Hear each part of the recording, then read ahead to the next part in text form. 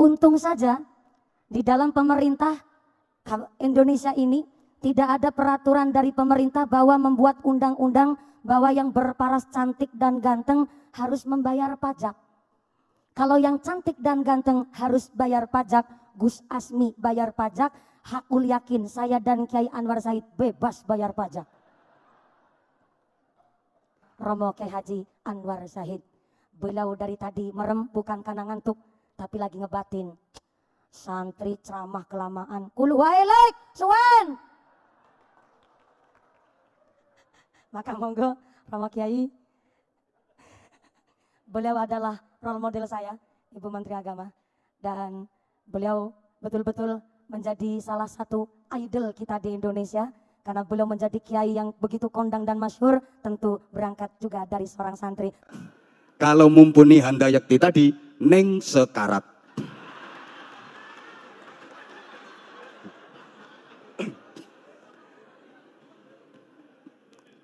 Saya menyesal tahun 2019 di Arafah ketemu sama Pak Menteri Agama yang waktu itu masih belum Menteri Agama. Beliau masih Komandan Banser, Ketua Umum GP Ansor sampai sekarang. Beliau memang keleleran gak dapat tenda bersama istri tercinta, dan saya menyesal menolong beliau waktu itu. Saya bawakan nasi sekotak, kita makan berdua. Dalam hati saya ngomong, Gus, nanti jenengan jadi menteri.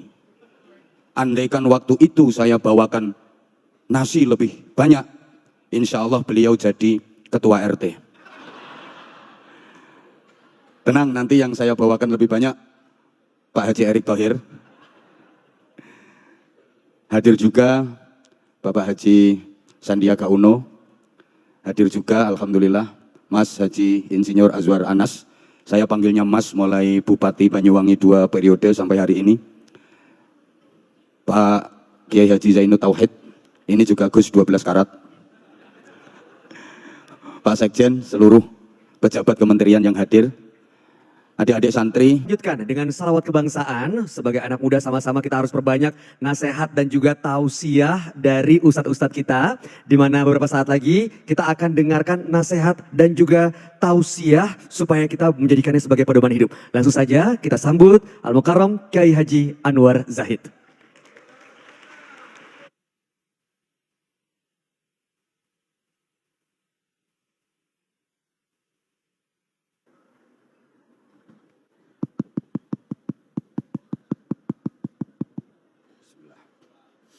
Assalamualaikum warahmatullahi wabarakatuh. Bismillahirrahmanirrahim. Alhamdulillahi wahdah. Wassalatu wassalamu ala man fihi uswatun hasanah. Sayyidina wa maulana Muhammadin sahibi syafa'ah. Wa ala alihi wa ashabihi wa tabi'in. Wa man tabi'a rushdah. Amma ba'du. Sadat al-habaib, al-fudala wal-ulama, al-aizza, para habib, para kiai, para alim, wa bimuqaddamihim fadilatil mukarram Kiai Haji Yakut Khalil Qaumas, Menteri Agama Republik Indonesia bersama istri tercinta. Beliau biasa disebut atau akrab dengan sebutan Gus Menteri. Kalau boleh kita tambahkan Gus M3, M3, modis, milenial, moderat. M3, muda, manis, maco. Gus Yakut ini, adik-adik santri, Gus 24 karat. Ibarat emas murni, karena abahnya kiai, mbahnya kiai, buyutnya kiai, canggahnya kiai. Sampai ke atas kiai semua, maka Gusnya 24 karat. Kalau ada santri yang bukan keturunan kiai, kemudian diambil menantu sama kiai, itu disebut Gus 12 karat. Sama, perempuan yang putrinya kiai, asli, putri kandung, itu neng 24 karat. Kalau misalnya kalian, maaf, yang bukan keturunan kiai diambil menantu sama kiai, kalian jadi neng 12 karat. Kalau mumpuni handayakti tadi, neng sekarat.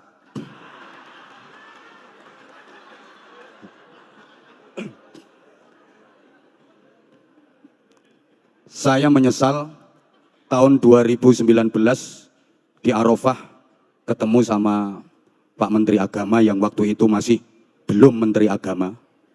Beliau masih Komandan Banser, Ketua Umum GP Ansor sampai sekarang.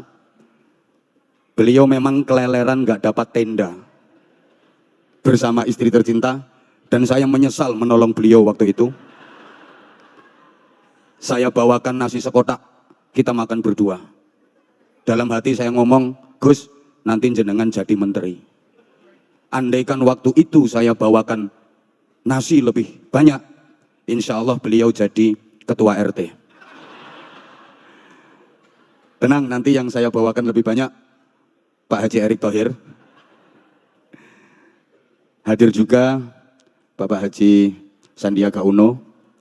Hadir juga Alhamdulillah Mas Haji Insinyur Azwar Anas. Saya panggilnya Mas mulai Bupati Banyuwangi 2 periode sampai hari ini. Pak Kiai Haji Zainud Tauhid, ini juga Gus 12 karat. Pak Sekjen, seluruh pejabat kementerian yang hadir. Adik-adik santri, karena tugas utama hidup manusia itu adalah untuk berbuat baik, maka seluruh aktivitas hidup kita harus kita niatkan yang baik, ucapan kita harus baik. Ayo semuanya ikut nyaut baik gitu, nggih? Diulang, tugas utama hidup itu untuk berbuat, menjadi orang, maka seluruh aktivitas hidup kita harus kita niatkan yang pikiran kita harus, ucapan kita harus, hati kita harus, perilaku kita harus, dan semua harus kita kerjakan dengan cara yang dengan semangat melakukan perbaikan menuju kebaikan agar kita bisa menjadi pribadi-pribadi yang terbaik.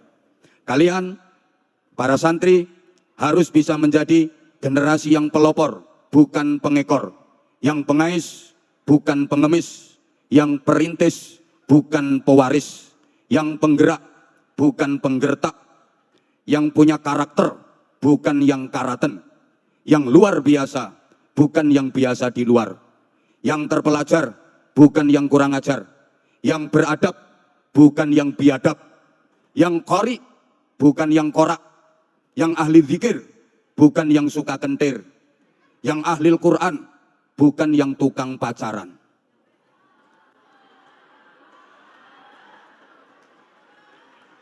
Maka momentum peringatan Hari Santri tahun 2022 ini jangan hanya formal seremonial, jangan hanya tradisi dan selebrasi, tapi harus benar-benar mampu memotivasi kita agar menjadi manusia yang benar-benar berakhlak santri, berjiwa santri. Allahumma sholli ala Muhammad.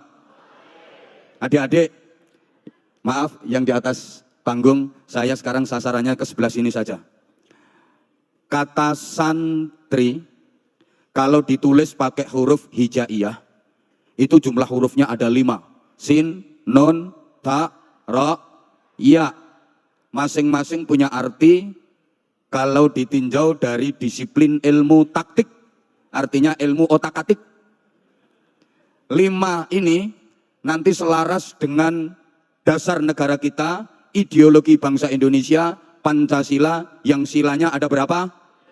5. Pertama, sin, itu artinya salikun ilallah.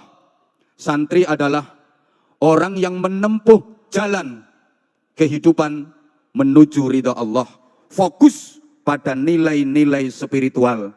Ini selaras dengan sila pertama Pancasila, ketuhanan yang Maha Esa. Kalau dihubungkan ke ayat Qur'annya, qul huwallahu ahad. Yang kedua, nun, artinya naibun anil ulama. santri harus sanggup menjadi pengganti, penerus perjuangan para ulama, manusia-manusia yang tinggi ilmunya, kuat imannya, mulia akhlaknya. Ini selaras dengan sila kedua Pancasila, kemanusiaan yang adil dan beradab. Ayat Qur'annya, innallaha ya'muru bil adli wal ihsan. Yang ketiga tarikul adawah wal iftirak, meninggalkan permusuhan dan perpecahan. Berarti menjunjung tinggi ukhuwah wattihadul ummah, persaudaraan dan persatuan umat. Ini senada dengan sila ketiga Pancasila, persatuan, semangat dong, persatuan Indonesia.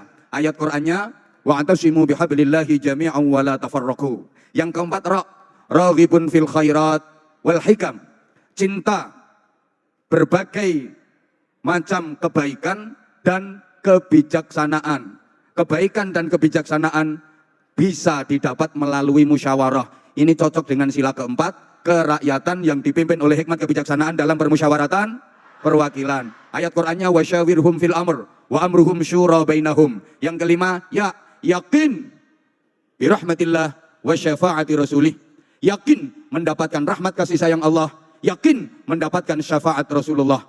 Dengan keyakinan itu pasti akan terwujud keadilan sosial bagi seluruh rakyat Indonesia. Ini ayat Qur'annya, wa ma arsalnaka illa rahmatan lil alamin. Kemudian adik-adik santri, kata santri kalau ditulis pakai huruf abjad A B C D E, S A N T R dan I. S sanggup, A amanah, N neruskan, T tuntunan, R Rasul, I ilahi. Santri harus sanggup, amanah, neruskan tuntunan Rasul ilahi.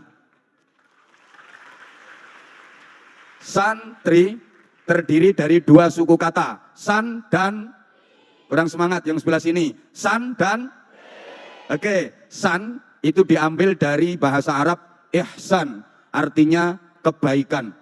Sedangkan tri adalah bahasa Sansekerta, artinya tiga.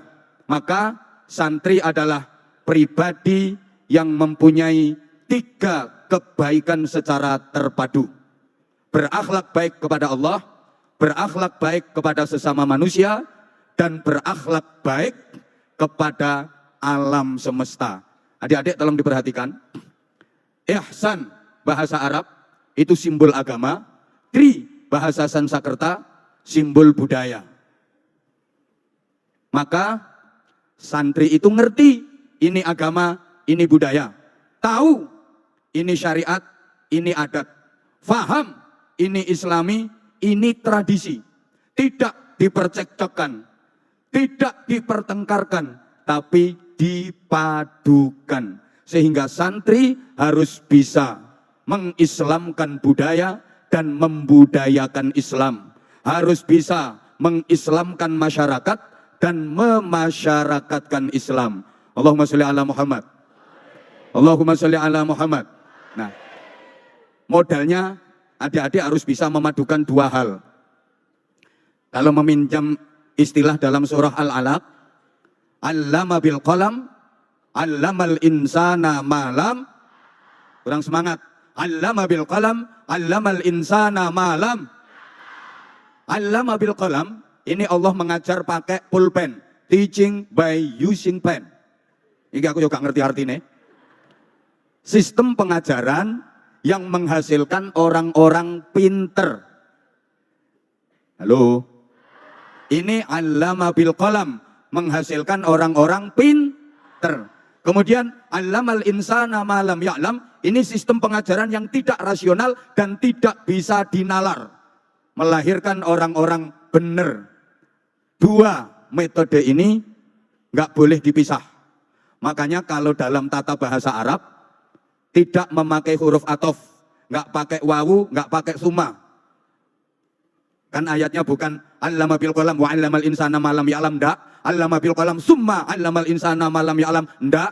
Tapi langsung allama bil qalam allamal insana ma lam ya'lam. Ini kalau dalam ilmu balaghah disebut kamalul ittisal.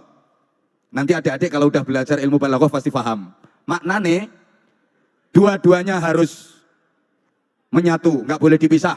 Santri itu harus pinter, harus bener, harus bener, harus kurang semangat. Harus pinter, harus bener, harus bener, harus. Karena pinter kalau nggak bener, keblinger dan berpotensi ngerusak. Bener kalau nggak pinter, menjengkelkan. Bahasa Inggrisnya the nganyelke. Bener kalau nggak pinter itu menjengkelkan. Wong ditanya baik-baik, Mas dari mana? Dari belakang. Mau kemana? Mau ke depan. Bener apa salah? Bener tapi menjengkelkan. Rumahnya mana Mbak? Indonesia. Rumahnya mana? Cilacap. Bener apa bener? Woi, Allah ya Karim. Gini ya, bener kalau nggak pinter itu menjengkelkan. Ada orang laki-laki kehilangan motor, kehilangan sepeda motor, dia nggak mau lapor polisi, dia malah seneng. Alhamdulillah motor hilang malah seneng. Temennya heran, kamu itu motor hilang, nggak mau lapor polisi, nggak sedih kok malah seneng. Jawabnya gini, ya alhamdulillah, biasanya sering saya naikin nggak hilang, ini hilangnya kok pas nggak saya naikin. Coba hilangnya pas saya naikin, saya ikut hilang. Ini bener, tapi nganyel ke. Allahumma sholli ala Muhammad. Nah, maaf, pinter kalau nggak bener, keblinger. Ada santri pinter, ngajinya pinter, sekolahnya pinter, ujiannya pinter. Ujian nahwu sorob nilainya 9. Ujian tafsir hadis nilainya 9. Balaghah mantek nilainya 9. Usul fikih mustalah hadis nilainya 9. Tauhid fikih nilainya 9. Tapi sholat subuhnya juga jam. Ada enggak? Ada. Ini anaknya pakai jilbab warna putih. Maka pinter saja nggak cukup adik-adik. Tolong diperhatikan. Maaf, tolong diperhatikan. Tidak semua orang pinter itu benar. Tidak semua orang yang teriak-teriak, kalau pengen tinggi derajatnya dunia akhirat, istiqomahlah, rutinlah sholat malam. Orang yang teriak gitu, belum tentu dia sendiri kalau malam rutin sholat malam. Halo? Orang yang mengajak sedekah, belum tentu dia sendiri rajin sedekah. Maaf, orang yang teriak anti korupsi, belum tentu dia sendiri tidak korupsi.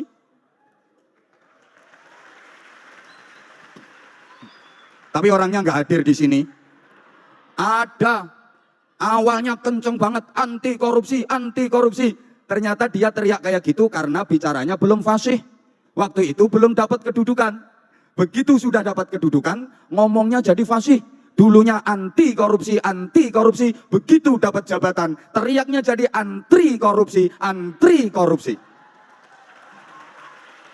Itu kalau pinter tapi enggak benar, punya potensi ngerusak. Pinter tapi enggak benar. Maaf, yang merusak Indonesia bukan orang bodoh, tapi orang pinter yang enggak benar. Halo, saya berani bersumpah di hadapan santri yang hadir di sini, bahkan ini disaksikan santri seluruh Indonesia, di hadapan pejabat, para kiai dan tokoh-tokoh yang ada di sini, saya berani bersumpah demi Allah, yang merusak hutan di negeri ini bukan orang hutan. Sing ngerusak alas kuwi dudu ketek, tapi orang-orang pinter yang akhlaknya lebih rusak daripada. Ngomong keteknya kok sambil ngelihat saya. Berarti yang diomongin Mumpuni tadi bener ya? Matur suwun, Nduk. Koyok kayun rupamu ae. Subhanallah. Ini si Mumpuni, secara jujur dia mengakui memang dia pinter. Materi-materi ceramahnya itu banyak yang nyadur ceramah saya. Ayo nek ngaku. Jadi sampai dia dapat juara di apa itu? Aksi Indosiar, itu tak perhatiin terus. Wah, anak ini ceramahnya nyontoh aku, cuma diolah pakai bahasa ngapak. Tapi keren. Aku ridho. Lebih bagus kayak gitu. Jadi materi-materi ceramahnya Mumpuni itu banyak yang jiplak materi saya. Iya apa enggak? Ayo ngomong enggak. Tapi diolah sama dia. Jujur seneng aku. Daripada ada orang pakai ceramah saya tapi gak ngaku. Keren Dok, gentle, apik ngono iku.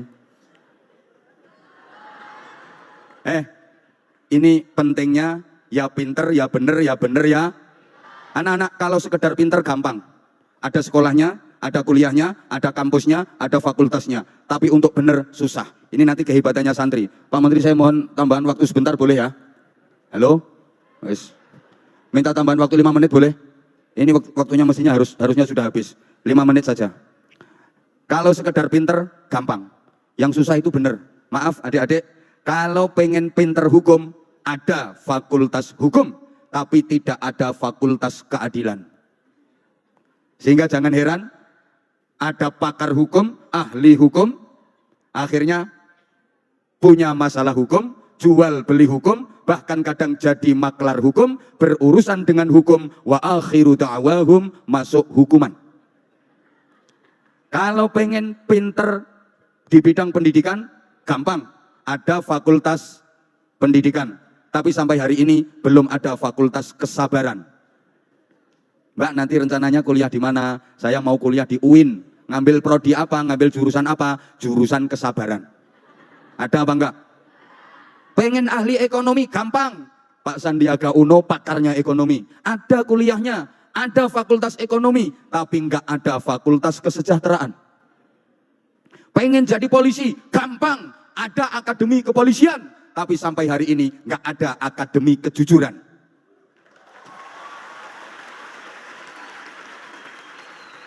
Kalau pengen jadi ahli dakwah, pengen pinter dakwah, gampang. Ada fakultas dakwah, tapi enggak ada fakultas keikhlasan. Maka jangan heran, kadang ada ustadz kiai diundang dakwah, pulang gak disangoni, gremeng. Dan izin Gus Menteri Anwar Zahid, bukan lulusan fakultas keikhlasan. Jadi mohon jangan diuji keikhlasan saya. Sampai hari ini saya belum pernah diwisuda dari fakultas keikhlasan. Kiai dulu, kiai sepuh dulu, termasuk abahnya Gus Menteri, mbahnya Gus Menteri, idola saya di bidang ceramah, singa podium, tapi tiba putune, pinter aku ceramahnya. Mbahnya beliau top, mbahnya Gus Menteri ini singa podium. Kalau udah berada di podium di mimbar kayak gini, semua terdiam, cep, kelekep, nggak ada yang berani ngomong. Beliau punya doa yang izin sampai sekarang doanya juga saya amalkan. Bismillahirrahmanirrahim. Sang manik cemar, uripmu wis kawangku dening aku. Itu ijazah dari mbahnya beliau. Nah, ini mumpuni urung duwe, engko tak kei engko.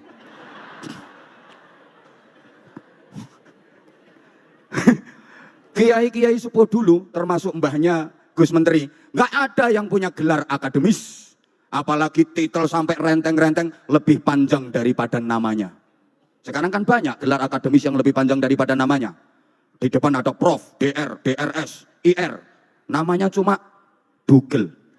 Belakangnya MSI, MHI, MPDI, MM, MH, terakhir BH. Tapi nilai kemanfaatan dan keberkahannya, mohon maaf, kiai sepuh dulu nggak ada yang punya gelar akademis, tapi sukses mengantar santri-santrinya menjadi tokoh-tokoh besar, menjadi orang-orang hebat.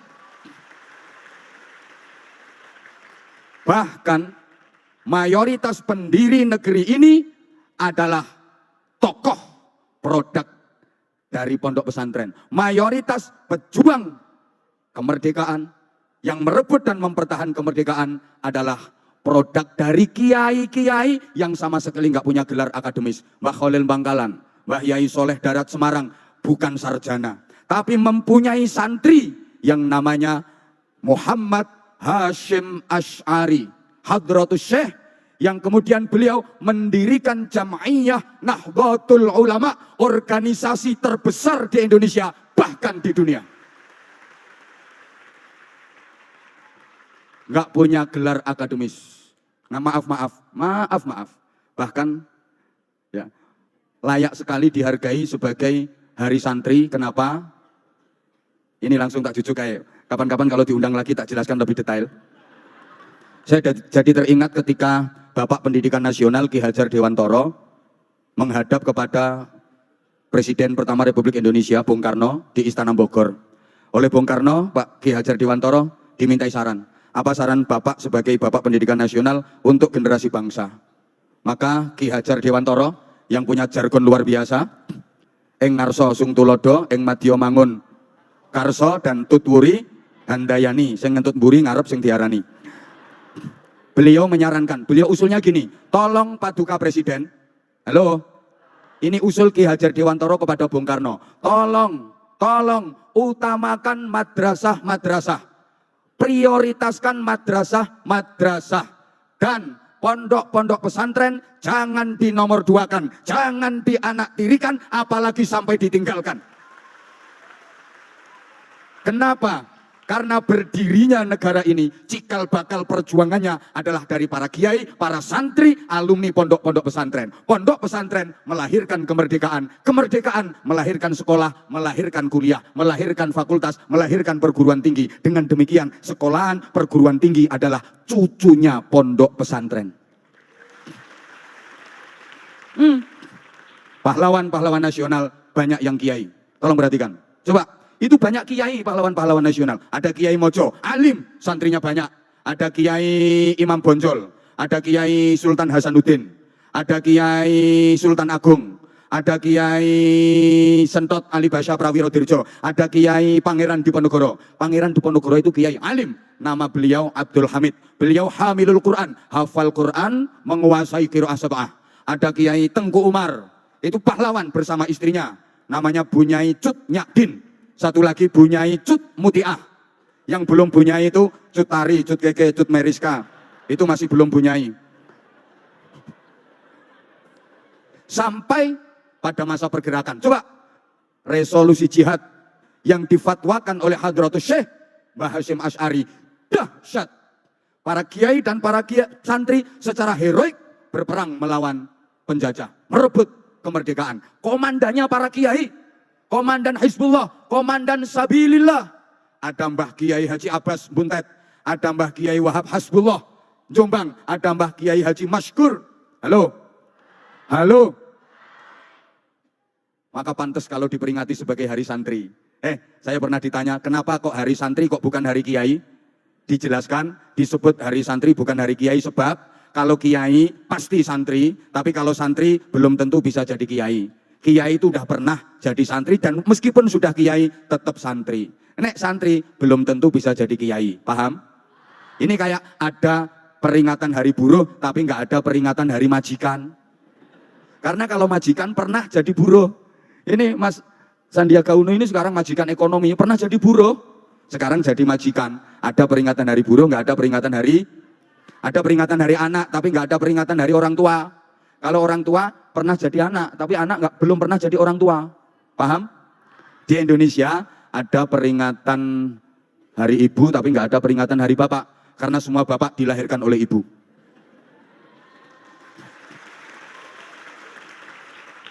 Dan semua ibu tidak dilahirkan oleh bapak.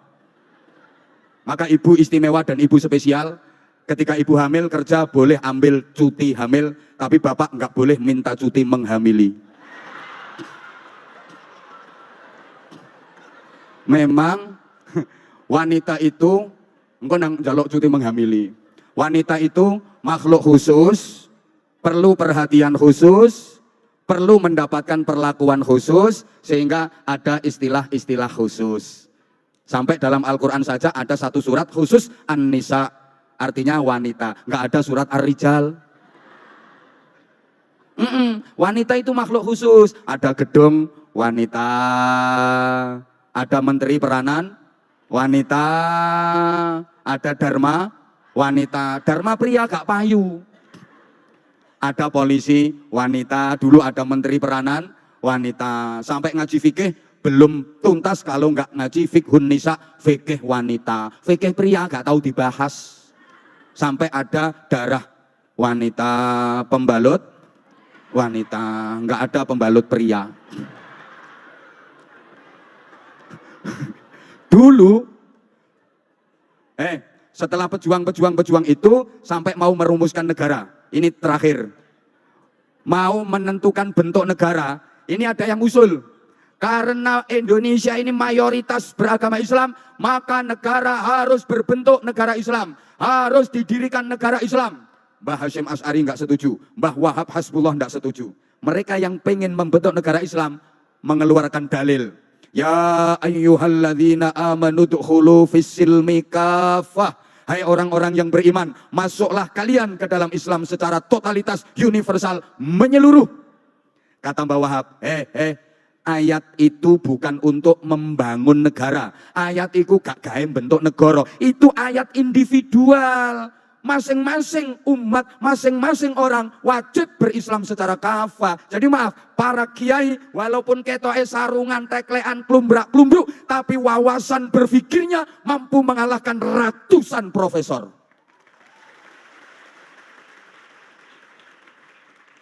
Bekali diri kalian dengan 3 ilmu, adik-adik. Kalau tadi Ustazah Mumpuni ngasih tip kalian 3 ilmu, saya juga ngasih 3 ilmu. 1, ilmu dini, ilmu agami. 2, ilmu profesi. 3, ilmu kreasi. Ilmu dini didapat melalui ngaji, mulai TPQ, Madrasah Diniyah, Pondok Pesantren. Ilmu profesi didapat melalui sekolah, mulai pos PAUD, playgroup, TK sampai perguruan tinggi. Ilmu kreasi didapat melalui realitas kehidupan, melalui proses kehidupan. Dengan ilmu dini, manusia jadi takwa. Dengan ilmu profesi, manusia jadi cerdas. Dengan ilmu kreasi, manusia jadi terampil. Ilmu dini menghidupkan hati. Ilmu profesi mencerdaskan otak. Ilmu kreasi memproduktifkan otot. Ilmu dini mensensitifkan hati sehingga jadi ahli zikir. Ilmu profesi mencerdaskan otak sehingga jadi ahli fikir. Ilmu kreasi memproduktifkan otot sehingga jadi ikhtiar. Ahli zikir, ahli fikir, ahli ikhtiar. Takwa, cerdas, terampil. Sensitif, kreatif, produktif, imajinatif, inspiratif, inovatif. Ahli zikir, pinter mikir, gelem nyopir, duwe musuh wani melintir. Mampu menghadapi masalah moralitas, kreativitas, dan kriminalitas. Qalbiyah, akliyah, jasadiyah. Ini santri kalau bisa seperti itu, benar-benar santri yang berdaya. Dan siapapun yang melihatnya dibikin tak berdaya.